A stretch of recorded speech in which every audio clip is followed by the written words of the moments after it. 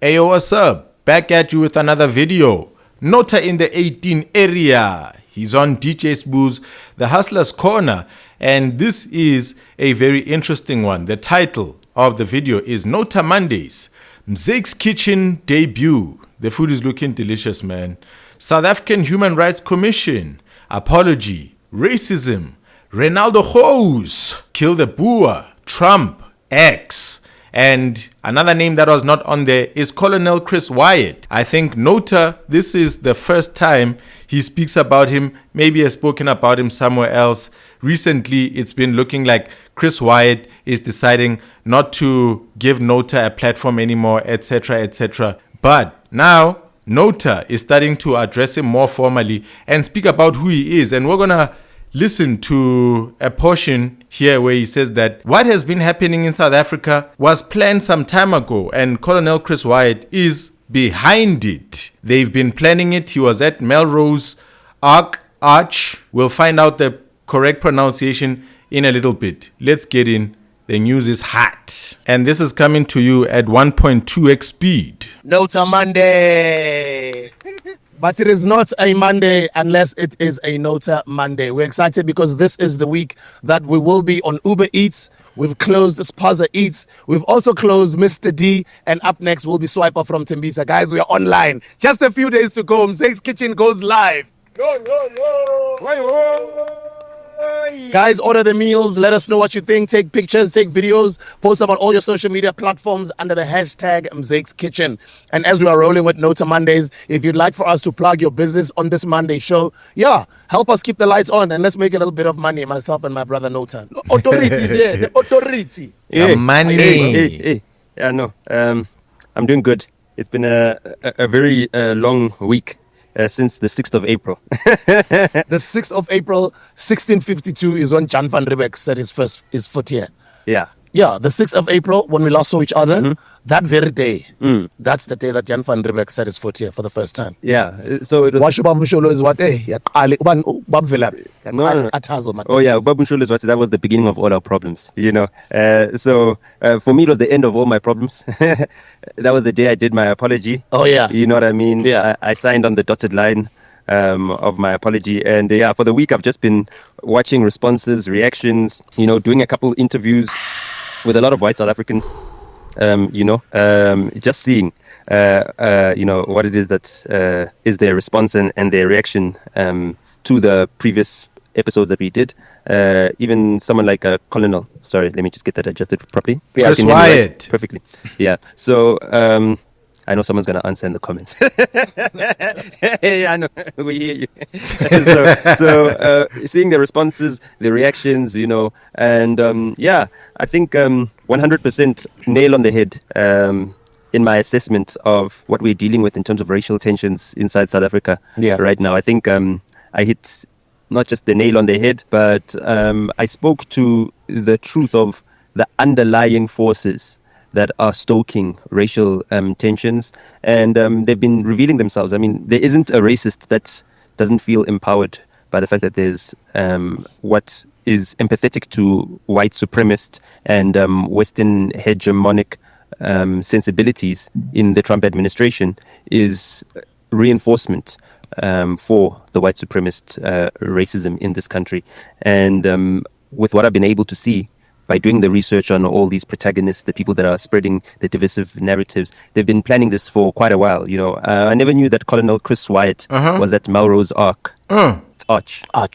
Yes, sorry. It's Arch. I was at Melrose Arch some 10 months ago. I saw a video of him reacting to Ronaldo Gouws being suspended from Parliament, and those videos that he recorded back in 2010 about Kill the Boer, and basically trying to make a comparison between singing Kill the Boer and singing, words that are unlawful in South Africa right now. So this long-term plan seems to have culminated. What we've been seeing over the past couple of weeks is like the culmination of a plan that has been brewing for a long time. They were hoping Trump will get elected. Trump got elected. They were hoping that X as a platform will liberalize speech a lot more, so therefore they can get away with a lot of their provocations, some of the things that they used to say behind closed doors. they're now open about it. And they felt they would have, unilateral support. They'd have Western support. They'd be able to run away to America, ask Trump to bully our government into making concessions that they want made. And they failed completely. And for me personally, I took it upon myself. I said, Mina, I'm going to fight all of these guys myself. One man. I'm gonna Chuck Norris this thing. And nginmele bafethu. Nginmele bafethu. Yabona? Nginmele bafethu. Hayi nginmele bafethu. Hayi nganmele bafethu. So we go over our time. I had to apologize on your behalf, because the truth hurts. And people's feelings were hurt by hearing the truth.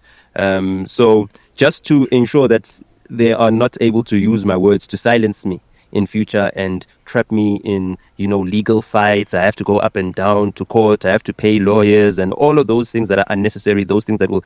He's saying the truth hurts. You all know that's been the slogan of the Summer Sambits. It's a title on every one of his videos. Truth hurts, truth hurts. Katlego is facts first, cry later. So now Nota is hitting them with the same. He's saying, yo, I apologized, but that was the truth. And because you got hurt by the truth, I needed to apologize. Am I hearing him correct? He said his apology is a sincere one, but is he saying the things he said were truths? Let's keep listening. Distract us from our mission and what we're trying to build here and what we're trying to inspire for our audience as well. You know what? I know how to pick my fights, and I know how to use this as a positive moment. I saw a lot of people saying your apology lacked some sincerity. Yeah. There's no apology that will satisfy everyone. No, not just everyone. I'm just saying the people that I'm being asked to apologize to, right? I'm being asked to apologize to for words that I said that, legally speaking, in South Africa, there's a precedent that has been set that you should not say those words, right? They've been tested in court. Only a stupid person goes to court when there's a legal precedent that has been set, which means that you'd need to overcome that and you'd need to prove extenuating circumstances, which would then implore a judge to interpret the law differently from what other previous judges have done. I wasn't going to do that. That is foolish. I've seen other people try and do that. The Vicky Momberg case, she tried to do that. She tried to fight. She didn't submit and say, you know what, I surrender. I withdraw what I said. I'm willing to, make amends, whatever it is that you guys... So the apology was tactical. He knew that he would lose, but he also holds to his words being the truth. So it's a truth that is unacceptable to the courts and the powers that be. And so he had to just capitulate and let go of his truth. So any other day, he would like to continue saying what he's been saying. Is it freedom of speech? Want to subject me to show that I'm remorseful, please do so. And because she wasn't willing to do that, she was sentenced. Adam Katsavelos, same instance. He wasn't willing to roll over and recognize that he has hurt people and that people are hurt, and that's his character. So is he rolling over and realizing that he has hurt people? Adam Katsavelos may say that he was also expressing a truth that he knew a lot of white people recognize. Beaches that are without black people. Let me give you a weather forecast here. Blue skies, beautiful day, amazing sea, and not one inside. Fucking heaven on earth. You cannot beat this. You cannot beat this. Are just an amazing experience. It feels like it hits you like cocaine when you're a white person and there's just white skin around. The best skin, the pink stuff. And that's his character. I saw Ronaldo Gouws also comparing your South African Human Rights Commission case to his case. I don't know if you saw that video. Yeah, I saw the video. I saw him commenting. And Ronaldo, please come through because I heard a comment where you're saying now you I think you're angry. You don't want to come here anymore. Come on, bro. You're more than invited. We still have the invite open. And thank you for commenting on last week's episode. Cue here to when Ronaldo sounded like he's backing down or now retracting his promise to come onto the Hustler's Corner. So this video is going to focus on Nota Baloyi's apology to white people in South Africa. And then within hours, he completely does exactly the same thing. That's right. I wasn't going to make this video because I wasn't interested in Nota's apology. I was also contemplating on whether or not I should have Nota Baloyi on this channel, but the fact that he apologized in the way he did and then like a couple of hours later did exactly the same thing just tells me that there's no point in having a discussion or a debate with Nota, because the one moment he will say one thing and then I'm assuming once he's done with the podcast then he will just go and say something completely different. So it's a waste of time for me, it's a waste of time for him. Now let's continue.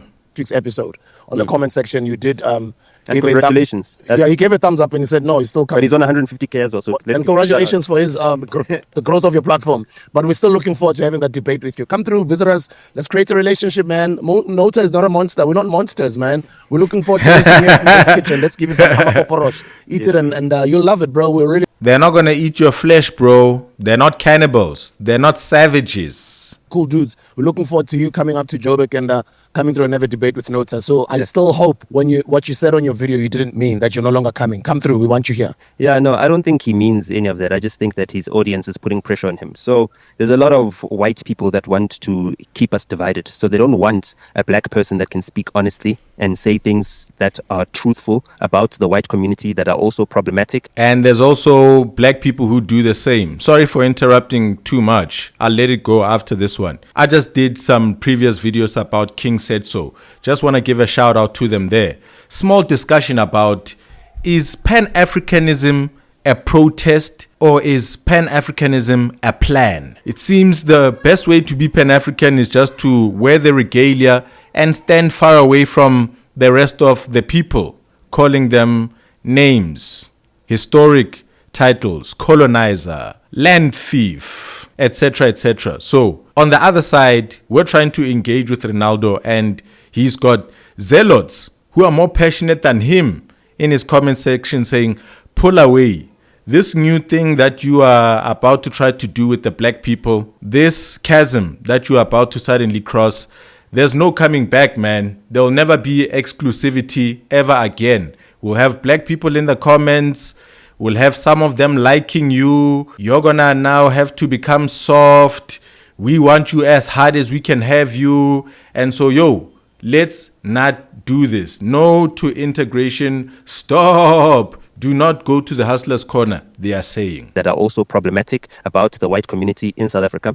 So white people are refusing to hear any of their wrongdoing being spoken about. And that is very unfortunate and very immature as well, because it doesn't assist us in building the nation. So that's why, I've been engaging with Renaldo. I sent him a couple of DMs. He's now following me. He hasn't come back to me. I mean, I spoke to Roman Kabanek a couple of weeks ago. We exchanged numbers, Roman would be dope also on the platform. Come through, bro. I'd like all. Did you invite him? Yeah, well, I wanted us to conclude with Renaldo first. Okay. And what they don't want is for us to start something with Ronaldo, get a ball going, and then now it needs to carry on. Now the Roman Kabanek are being asked to come to a black podcast, etc., etc. And then the truth about who we are will start to become exposed. Some who are bigger TV producers may even start seeing the possibility to create content where there's dialogue. There used to be something, man, where the SABC had this circular room. If I can find the video, I'll piece the images right here. And people would come, sit, it goes up like a bit of a funnel. Did it like an auditorium? I'm not sure. But there was this talking at the center, and these race issues were discussed where black people were brought and white people were brought, etc., etc. So that thing might come back, and there are those with the vision who can see coming together, who can see unity. They start to see a black man and a white woman dating at these events. They start to see white people and black people become sympathetic towards one another and then heading into bed, slamming, and having colored children and a rainbow nation. They don't want that. Conclude with Renaldo first. Okay. You know what I mean? I watched Renaldo's interview on Alles Afrikaans with Johan Allers. And I was interviewed by Johan Allers the following day as well. He's a South African that's been living in the Netherlands, in Amsterdam, since I think early 80s or late 70s. Yeah, so Colbert posted a clip from that interview. Yeah. So judging from the reactions there, what Johan did say is that there's a lot of people from his community, the Afrikaner community, that wouldn't be too happy with us having a discussion. Ronaldo put up a poll on his live, and 60% of the audience didn't want us to have a discussion. So But why not, though? Come on, bro. Aren't we supposed to be a rainbow nation? We haven't done the work to have this rainbow nation. That's exactly why I went to go speak to the South African Human Rights Commission to say that the position I find myself in is not entirely my fault. It is a fault of the failings of the institutions that are supposed to foster social cohesion. And all of those institutions culminating, their efforts have been a gross failure. And I'm not saying that to insult them or to undermine them. I'm just saying that the outcome is what we judge their work by. And the outcome currently is a seriously divided country. But we've always been a divided country. It's your alarm, your 5 o'clock alarm. Yeah, it's got so shy poto. Now to music. What is Mzakis? Yeah. Hey, yo, Nota is an outrageous character, man. Eish. Eish. Yeah, man. I'm concerned about his size. I'm concerned about how skinny he is for his age. He looks underweight, but it looks like his character now. It looks like he should be set this way, like Snoop Dogg. You don't want a Snoop Dogg with muscles, do you? You don't want a Snoop Dogg with Mkaba, who looks prosperous. You want Snoop Dogg looking like how he did back in 1996, ain't it? Yeah. So when we look at the outcomes of what's currently happening right now, that just shows us the amount of work that we need to do. And I feel like this platform allows us to do that work. I revisited the Rob Hersov interview again, because I saw it's almost like 200,000 views, and that did really well. And I'd like to thank you for the work that you did there. And sorry to everyone that wanted me to be on that episode. I was running late that day, and I couldn't make it. We were planning a surprise for Penwell, but he held it down, in my absence as well. So that episode in itself, there were, I guess, 2 important things that needed to be done. The first important thing was to have a prominent, well-known white South African that is influential, stating on record that there is no such thing as a genocide against whites in South Africa. Number 1. He showed that by sitting with you, eating with you. You were sharing plates. You know what I mean? You were sharing the same plates. You had finger food, every single thing. You understand what I'm saying? Of the African way. You had great discussions as well. I mean, he was able to connect you to some of his close associates that know that you've got brand value yourself, and that the brands that you've associated with in the past also have a successful track record. So you're not just, a nobody.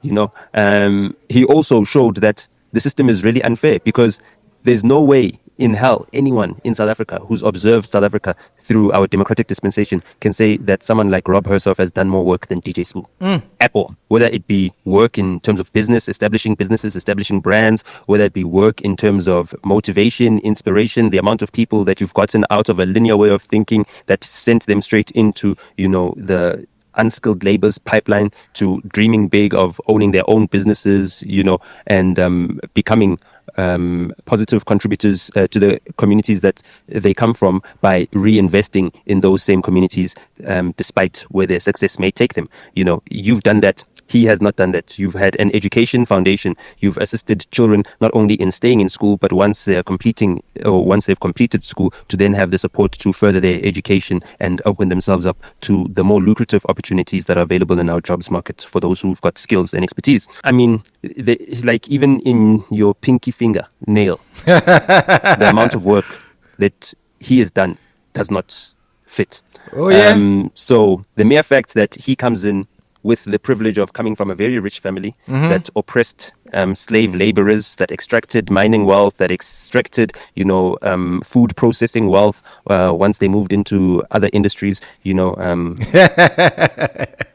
And Q here, I did say that the interaction with DJ Sbu and Rob Hersov. This is Altvest. Yeah. Do you know Warren? Remember they had like billboards Let you get told all over first. Joburg, all over Sandton. It's You watch the episode from the beginning. Is this scripted? DJ Sbu is having a very good time. He's a man who is pro-black. For the great majority of the Hustlers Corners live, the podcast, we've seen a great many pro-black, pro-Africa, pro-African spirituality, anti-whiteness, anti-English, anti-Western, anti-Christian, anti-colonialism, anti-Bible. And so now we've got a white dude over there, and this is a head-to-head competition. And this over here is a head-to-head situation between a white rich man, the privilege that the black African spiritualists are constantly crying about. Rob Hersov represents the enemy of our ancestors, that the spiritualists and the ancestor believers pretty much say that he and his predecessors are. So we're seeing now a smooth, gentle interaction. What did I expect? Did I expect a dish pepesh pesh? Will it still come? I don't know, but I'd like something a bit more rigorous than what I'm seeing over here. But maybe the juice is coming. Maybe I'm getting ahead of myself. Maybe this is the unity that we are certainly needing if Rob Hersov has indeed come here to put a hand across to those who have chosen to be very black and anti everything white. So maybe despite the fact that Rob Hersov has just started a right-wing, conservative, white Western culture media group with the Katlejos, the Thomas Mabasos, the Gareth Cliffs, the Ronaldo Gouws under one stable. What is his relationship with DJ Sbu? Somebody who represents the opposite. So let's just pay attention and listen to that. Rob Hersov there is a billionaire. He hasn't sweated all of his life to have what he has. It's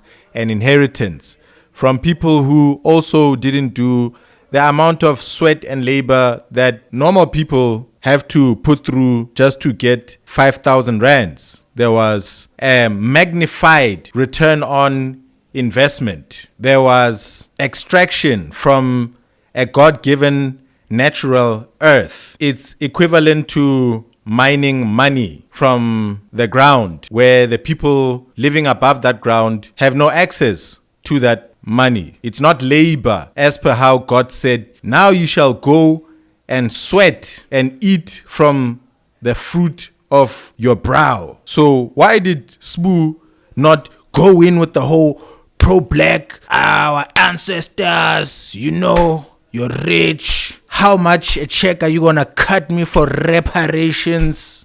You know what I'm saying? As AVI, Anglo Val Industries, that made so much money in mining, they could give Motsepe their mining empire and say, here, become a BEE magnet and, go out there and prove that white people can make black people rich with the snap of a finger. And that's what they did for Patrice Motsepe and so many other of the Nail era BE beneficiaries. Now him sitting across from you comes in as if, oh no, this is big Rob Hersov. The viewers are like, no, Rob Hersov has come to capture Sbu. And for me, I understand that now we've got a lot more passive viewers who haven't been with the platform for a long time. The people that have been here with the Hustlers Corner for a long time, whether it be prior to me also contributing or even through the time that I've been contributing, they understand what our value is. There is no person that can capture someone who's accomplished and established themselves from nothing.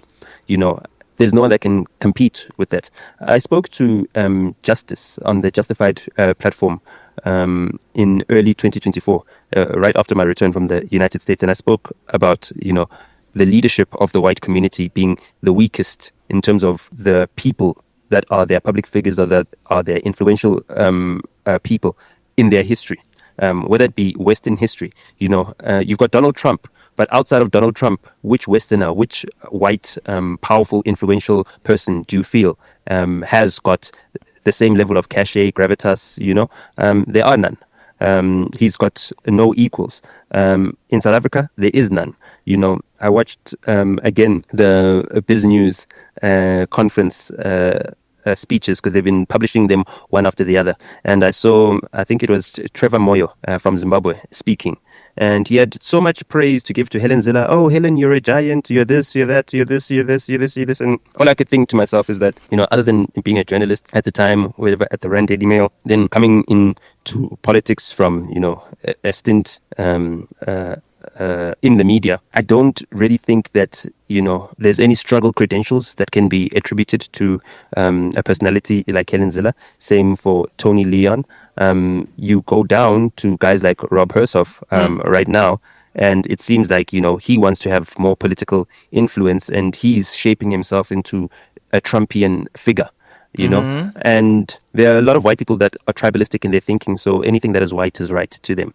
They can't discern between someone who's saying things that are undermining to black people or just aggrandizing to whites, which are two different things, but can be done at the same time to the detriment of whatever argument that person is trying to put, because they need to understand that the context that they place these arguments in about them knowing what's best for South Africa and moving it forward is that they need to contend with the fact that we are a black country.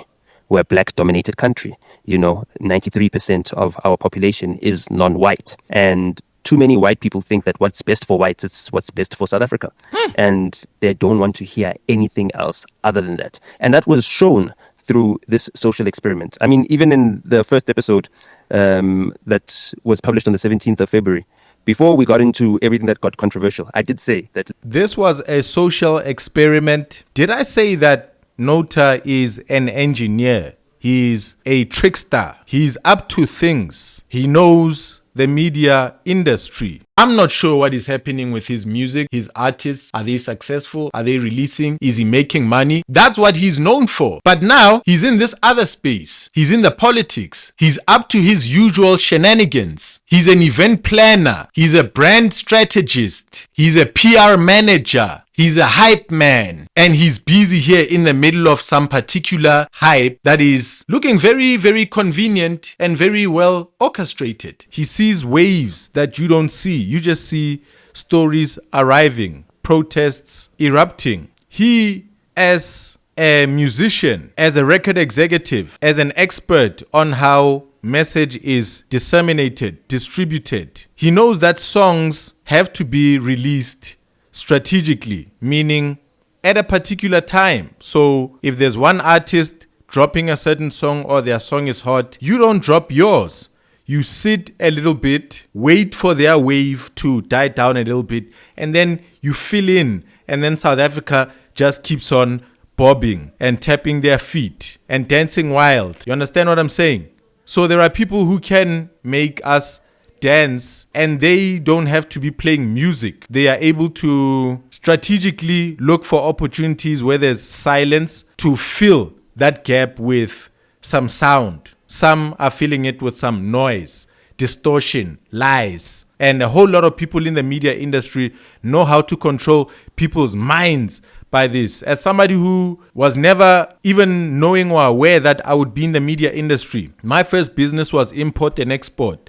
That's what I really was convinced I would do my whole life. But then I invested in cameras, started loving cinematography, and started desiring to put not just beautiful images, but important, necessary to listen to dialogue in front of the camera, And in so doing, I started realizing how powerful it is for people to see you on an LED little panel. When people see you and hear you, audio and video, they get hypnotized. And I am constantly trying, as people join my channel and they enjoy this, I will always remind you not to idolize me. I'm just like you. I just have expensive cameras and mics. I just saw something a while ago, 7 years ago. That's when I bought my first camera. Since then, I've been learning to do and compile all of these things, and now started from the bottom. Now we're here. You are there listening to this. You can wake up, you can understand, and you can join and play your part as well. This is your country. There aren't enough white people to occupy the availability of airwaves. We're all fighting for a pie. There's a pie that nobody's looking at, and it's the pie in the media. There's vacancy, Kaizini. There's more to be said. There's more space for people to speak. And people are busy looking at farms and a piece of land. I'm not bashing. If you're waiting for a piece of land, wait for it. But I'm saying there's something available to you right now, and it's the media pie. Start a YouTube channel. I did say that, listen, this is performance art, and this is something like Andy Kaufman does, James Carey does, Kanye West does. And through this performance art, you can see how someone can intentionally create reactions out of an audience that then themselves become, they have a life of their own. Woo! Then they start creating content. So throughout this whole entire Neanderthal series from 17th of February. What do you call it, Neanderthal? No, Neanderthal is legal. That one we can say. The series, yeah, but throughout the whole entire, because it was a campaign. They were embarking on a propaganda campaign. Yeah. I saw their propaganda campaign and I said, I will counter it. Right? Yeah. And the strength of my counter was that if I am truthful, it is irrelevant how much money they have to create this propaganda campaign and this smear campaign. And by the way, while we're here, it's not just Colonel Chris Wyatt who is seemingly behind this propaganda campaign. Rob Hersov on Biz News TV, I quote him. There's Sihle Big Daddy, there's Concerned Citizen, 360 Degrees, Pumlazi Majoji. You heard that? You heard Sihle Ngobese, Big Daddy Liberty. Did you hear Katlego, Citizen Concerned? Did you hear about 360 Experience? That guy with a Freestata accent, guys, Thomas. He's part of the squad. He's part of the Daily Wire. He's part of the Ike Kumalos. And I think Mandi Samashiro will be announced to be on stage very soon. Let's listen. Morning Shot, Ronaldo Gouws, Gareth, Cliff, I can go on and on and on and on. And they all have independent and growing communities. And all we're doing is helping them aggregate under one umbrella. And if we're going to effect real change in this country, we have to go beyond our echo chamber. We have to stop speaking just to our audience and get broader. There's no hiding. There's no putting this behind us anymore. He spoke and said that the Ronaldo Gouws, the Gareth Cliffs, all of these people that Penwell complained, and he said they don't listen. He says that those people are his. Rob Hersov. He says the Daily Wire is his stable, and all of these people who've been part of this problematic behavior, Bokatlejo and some who are not named for their protection because we might pounce on them on these YouTube streets, they are the people that Nota has been countering if he's doing that. Create this propaganda campaign and this smear campaign. Mina, with my budget of 00 Rand, 00 cents, I can change the entire narrative that they've been building up for what you could call almost a year. I mean, if Chris Wyatt's having meetings with all these people that are part of this media, I guess, body that's creating this right-wing... That's Rob Hersov. That's Rob Hersov. Political, agitation within our country, then what I prove to especially our black audience is that even if you don't have the money or the resources, there are certain things that are irrefutable. And if you stick to those things that are irrefutable, there's no amount of money that can, buy you out of the truth. You know what I mean? They cannot bribe enough people to make them all call you a liar and make it believable. And I feel like it's been what? Now, what day are we heading to today? Good Friday is this Friday. Yeah, so today's a Monday. Yeah, so that was 17th of February. You know what I mean? Jeez, Feb, so this is March, 14th of April. This is 14th that we are broadcasting. Yeah, that's 2 months ago. So in the space of 2 months, 7 episodes. In the space of 2 months, black people were under attack in South Africa. And in the space of 2 months, through consistent content, through ensuring that we're sharing the truth, through having conversations, being open as well, being unafraid of debating. If Rob Hersov has to come here and tell us, we'll have Rob Hersov come here. If Usis Mandisa Mashego has to come here and tell me, I will sit down and listen. Now, tell me if someone like a Ronaldo Gouws were to sit opposite me in the same way like Usis Mandisa Mashego was sitting and were to express himself, why wouldn't I allow him to express himself the full way I did with Usis Mandisa Mashego? You know what I mean? I wasn't trying to counter her point of views or whatever. I would say where I disagree or things that I feel like, she might have an opinion that is the exact opposite of mine, but we could still have a constructive discussion. I mean, we could still speak for 2 hours. Yes. So what is it that Ronaldo Gouws and all the people that are running away from me have to fear? Yeah. I've never been accused of eating anyone, of chopping them up, feeding them to pigs. Yeah. Things like, you know what I mean?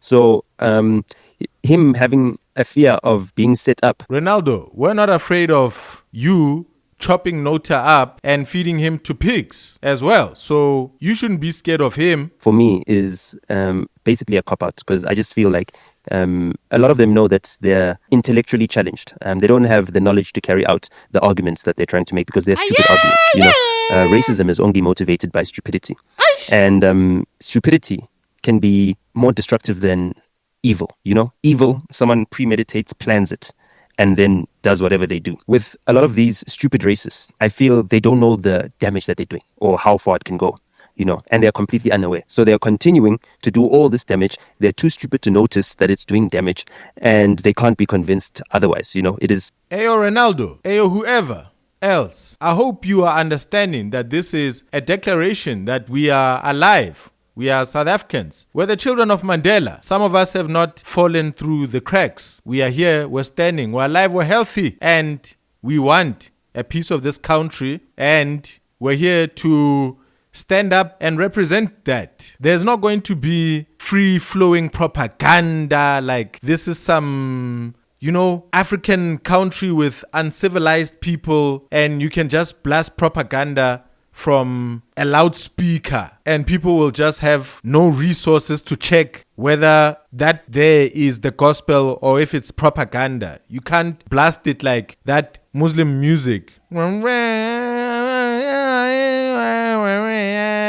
it's time to now bow down. People will stand up straight and say, no man, we're not bowing down to this propaganda, let's keep going. Otherwise, you know, it is easier to fool someone than to convince them they've been fooled, says Mark Twain. So we need to be very strategic in how we approach the re-educating of those who've got open minds, those who are reasonable, because this country needs to work. As you can see, we're on our own, you know. Trump was busy trying to save the white farmers and the Afrikaners, but as soon as he needed to take care of business at home, completely forgotten about South Africa. You know, he was reminded about South Africa as he was reading those tariff sheets. He's like, oh yes, Orange, South. Yeah, and I heard that the Afrikaner refugee problem, and I also heard that the Afrikaner refugee program has been paused for 90 days. So if you haven't been seeing on the news people leaving, if you thought that people fill a form and then they head over to the United States, well, you'll understand why people stand in long queues at the Home Affairs and immigration is a headache. I don't think that there's any way to make it express enough for just a group of people. It remains immigration. There are people who are living in the United States waiting for green cards, etc. There are people, students applying to come to the United States. They got their businesses, they are high earners, they are bringing money to the United States. They're in the queue. I don't believe and don't see. I think this is all a trick. I don't understand that they can be made a way in the whole United States of America for a president to just pull that off. Isn't that some kind of illegal? It seems like this whole thing of Trump signing executive orders has given the world the impression that it's possible to just change a country like that, and Trump is encountering court blockages. That's one thing that some people do not see. They hear information about him saying Afrikaners come, but they don't hear when that thing is paused. They don't hear when Trump has signed an executive order and there's now a court blocking some of his actions, etc. So we're just living in that delusional world where we think Trump has all the power and he can do whatever, but he can't. South Africa, what am I supposed to remember? Oh yes, bad things are happening in South Africa, bad things. You know what I mean? You can see that it's not top of mind. It's something that he's being told, you know, that's okay, please do something to cause some agitation in South Africa. Let's try and destabilize them like we do with Venezuela and everybody else around us, all the neighbors that we feel are taking advantage of us. And as the months develop, we're getting into winter, we're less out there, you know, things are going to get tough emotionally for us as a people. You know, wintertime is not the best time for us. I don't know if you remember the July riots. I remember. That's It winter. was like the 21st of July, right? Yeah. Was it the 21st? Yeah, somewhere around there. 21st July. But it lasted for a couple 2021. of days. It lasted for a couple of days. Yeah. You know, that was right in the middle of winter. You know, back in 76, June 16, it was winter. You understand what I'm saying? So wintertime is also when shack fires increase as well. You know what I mean? So our housing crisis is exacerbated by this coming winter season. The pain tolerance during winter is very little compared to during summer. There's so many other distractions. So our tolerance for pain is what is going to be tested right now. And the biggest pain tolerance test that we've ever seen in a social experiment was during the lockdowns. You know, that pain tolerance test, you know, we could not take that pain for that long. The July riots were not really about the incarceration of former President Jacob Zuma. They were about the frustration of being in lockdown and not having opportunities, and now actually saying enough is enough. We need an outlet. Let's do something. And that's what happened, you know. So the pressure is on. And we've been trying to release the pressure valves so we can find constructive ways of fostering cooperation between the people in South Africa to help move our country forward. You know, That's what I'm saying. Like good. yes, sir. Angithi ngibuze ngaliqeda manje Hey, yo, what's up? Let me pause it right there. Y'all are hearing, right? Nota seems not to be the person he presented himself as. It seems like he was experimenting, playing around, horsing around, whatever you may call it. So now that we are into the real subject and he's coming out with his real face, he's saying, invite Ronaldo Gouws. I'm not that guy. Bring him. Let him not be beholden to the things I was saying and the clowning that I was doing. Let him come and be serious. We're challenging his brains. We're saying that he's not that smart. He's not going to cope. This is going to ruin his life. And so it's a dare. The main event is calling you Renaldo Gouws. Until then, like, comment, share, and subscribe. And we'll see you in the ring with Nota and Renaldo.